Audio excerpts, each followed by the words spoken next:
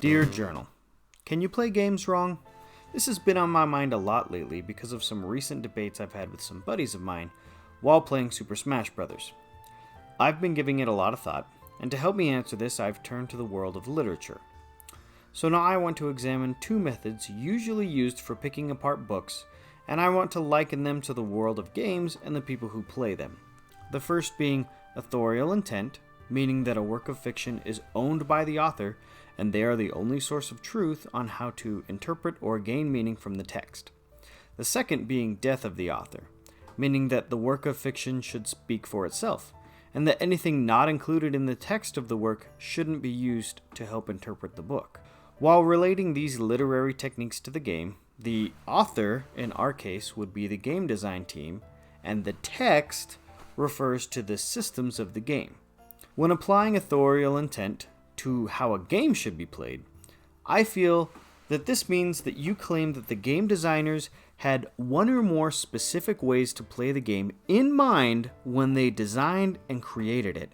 And if that player chooses to play the game in a different way than the original designer's intent, then they are playing it wrong. In order to find this correct way of playing the game players can search out supplements from the game designers to best learn this correct way to play the game. This can be done through in-game tutorials, good game design, or in the case of my childhood, referring to the instruction manual included with the game. Sometimes the game publisher would partner with a strategy guide publisher or a games magazine to put out information on how to get the most enjoyment out of the game. This also means that the mechanics that are included in the game are supposed to be used, helpful or otherwise. Helpful mechanics like the white Tanuki suit in some of the new Super Mario games are included for player progression, and players should use it. Warp whistles in Super Mario Bros. 3 are there for the benefit of the player. The hint system in games, like the fortune tellers in the Legend of Zelda series, are put there for a reason. Therefore, they are part of the designer's intent, and the player should use them.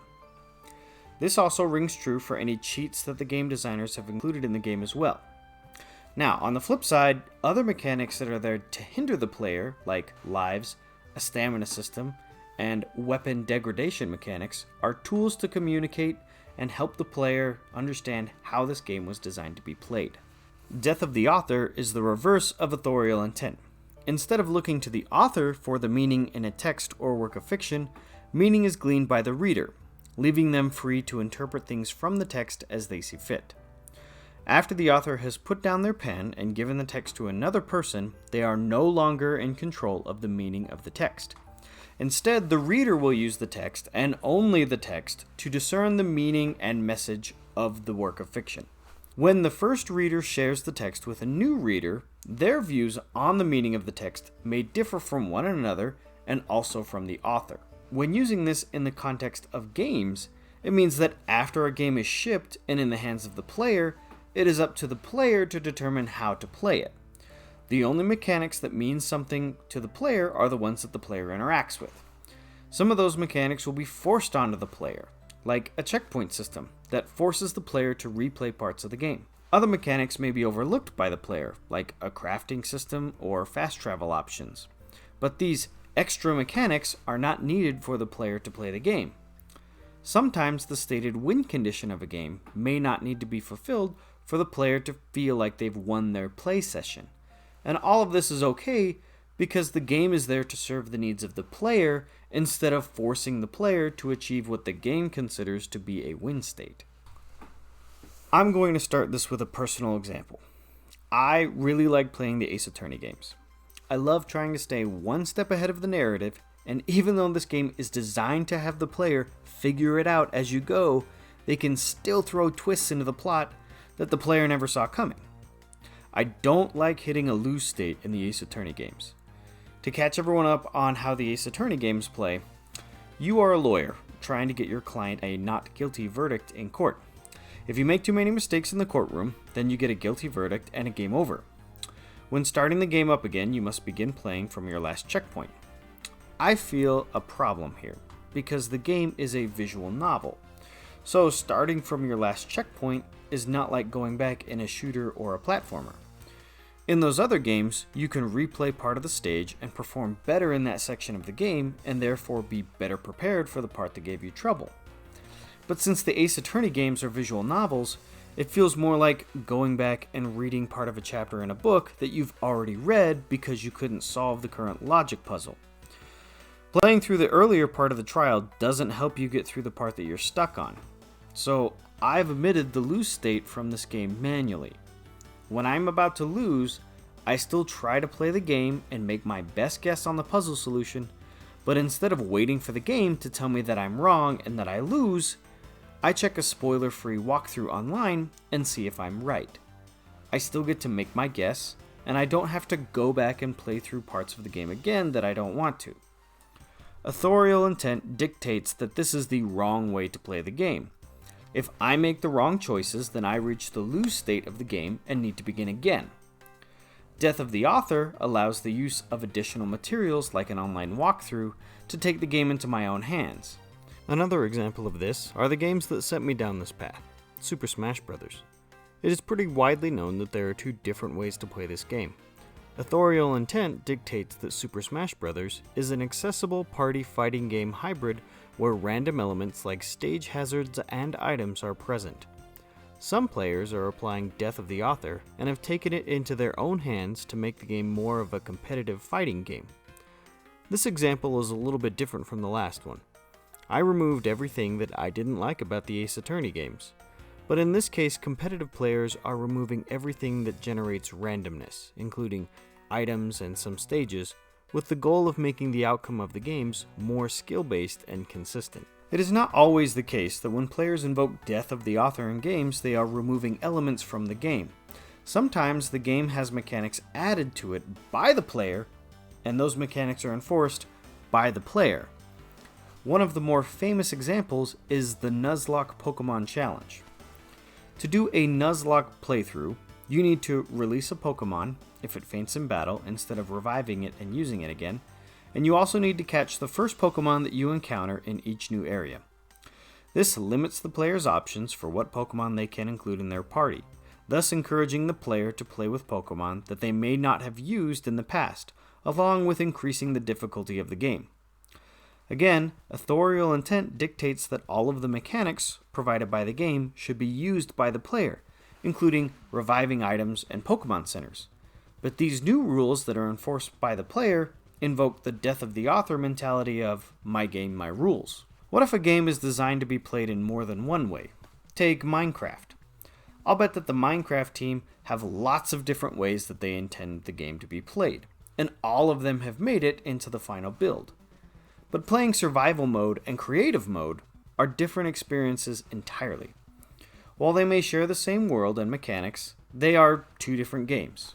In this case, I feel like both ways of playing fall under Authorial Intent, but they are so different in execution that they could be classified as different games with similar mechanics and systems. Another example is Undertale. There are 3 ways to play the game. You can kill all of the monsters, you can kill none of the monsters, or you can kill some of the monsters. I feel like the game's creator, Toby Fox, had one way in mind: going through the game and sparing all of the monsters. If you look through the marketing material, you will find phrases describing the game as the friendly RPG where nobody has to die, or the RPG where you don't have to destroy anyone. While this is the standout feature of the game that sets it apart from other RPGs, I also feel like this is the author's intended way to play the game. But this choice to spare all of the monsters has less meaning if you cannot slay them in the first place. So because of this, you have the option to play the game in those other ways. So it can be said that there are 3 ways to play the game Undertale.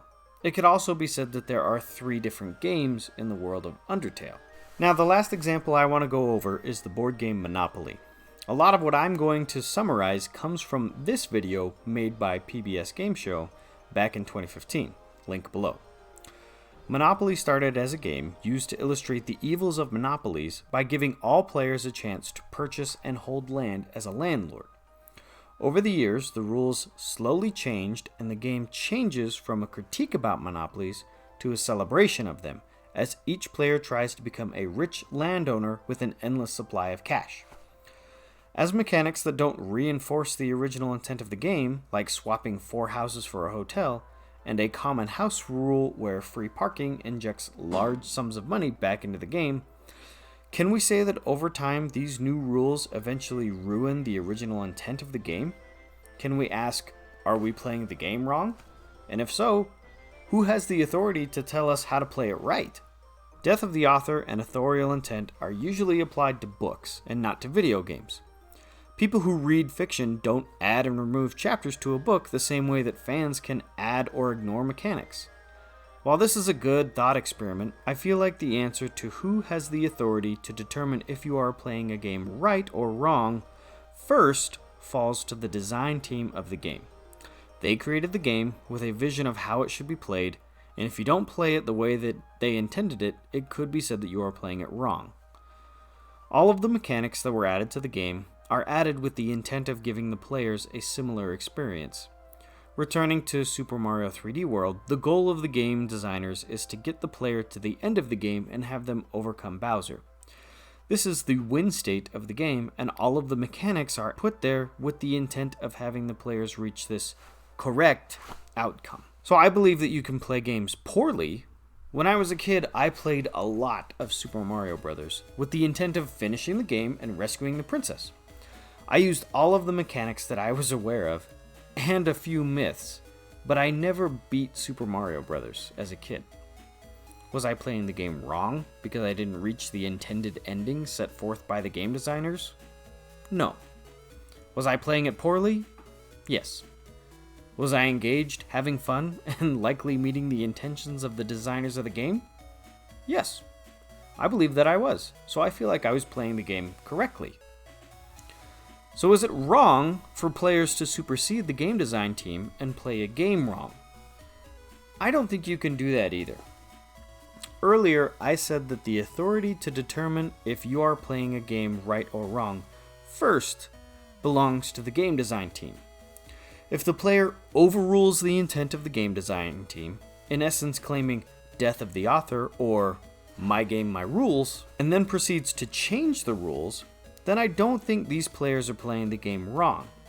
Instead, they are taking upon themselves the role of game designer, but restricting themselves to the bounds of the game world provided to them. By not using the hint systems in the Legend of Zelda games, or the warp whistles in Mario 3, they are not playing the game wrong because the author intended them to use those mechanics. Instead, they take the place of the author, and it is the new authorial intent to play the game without those mechanics. When I remove the checkpoint system in Ace Attorney, I now apply Death of the Author to remove the intent of the original game designers, and then take the role of game designer upon myself and create a new authorial intent saying Ace Attorney is played wrong when you reach a lose state and need to replay that part of the game again. One of the best examples of this is Minecraft's creative mode. The authorial intent isn't included as a win state. There isn't an author-driven goal that they intended you to accomplish. The goal is set by the player, and the systems that the player will play in are provided by the game and the original design teams. Another example is the world of speedrunning. Here the goal of any game is to reach the intended win state as fast as you can. Different games can have different mechanics, like glitchless or any %, to further vary the rules applied to the speedrunner. I submit that a casual playthrough of a game and a speedrun of that same game can be thought of as two different games. To accomplish a respectable time in a speedrun playthrough of any game, you are often ignoring many of the game's intended mechanics, and often adding some mechanics that were definitely not intended by the original developers. Finally, this is the case for Nuzlocke runs in a Pokemon game, invoking Death of the Author, or applying my game, my rules. And since the player is now in the role of the author of the game, how can they be playing the game wrong? Okay, now I feel like there's a blurry line that I've tried to draw here, because I feel like a Pokemon Nuzlocke playthrough is not an entirely different game, but more like a hard mode of an existing Pokemon game because of these self-imposed new mechanics, as opposed to a pacifist run and a genocide run in Undertale. I feel like they may as well be two different games because the mechanics of play are so different between the two playthroughs. Also, different modes in Minecraft feel like different games to me in the same way that speedrunning a game feels wholly different to me than a casual playthrough of that same game. Please don't miss the point. I'm not saying that playing a game on a different difficulty setting is playing a different game, but with the different rules that players can impose into a game, it can make the original author-intended game experience and the new player-intended game experience feel like two completely different games. They are not different games, but they feel like different games. This becomes especially tricky when bringing the discussion to multiplayer games. When it comes to competitive Smash Brothers through the lens of original authorial intent, they are playing the game wrong. But I hope that I've communicated that I don't believe you can play a game wrong. You can play it poorly, you can play it well, or you can change the rules and tweak the game to your liking and create a new game around the existing game. I feel like this is what we have here. The engagement of a casual Smash Brothers game is a fun, lighthearted party game that has celebrated video game characters throughout time. The engagement hook of a competitive Smash Brothers game is entirely different, to the point that I would refer to it as a different game. Again, it's the same game, but they feel like different play experiences, so for the purpose of this journal entry, I'm referring to it as a different game. Here, players engage in showdowns where the players employ all of their wit and cunning to best their opponent in a digital sumo wrestling match. This application of Death of the Author replaces the original authorial intent with the new authorial intent. Both can say that the other is playing the game wrong, but in reality, they are playing two different games from the same cartridge, and neither of them is right or wrong. Monopoly has had many authors over the years, and lots of house rules that have slowly removed the original author's intent. While in my opinion, these additional rules make the game worse, this is the current authorial intent. If you don't like it, then yell, "Death of the Author! My game, my rules!" and change the rules. Take the burden of designer upon yourself and make the game right in your eyes. Just make sure that everyone is enjoying themselves and that you're not secretly trying to play two different games at the same time while saying that the other guy is playing the game wrong. Candidly yours, 8BitDad7DC, better known as Seth.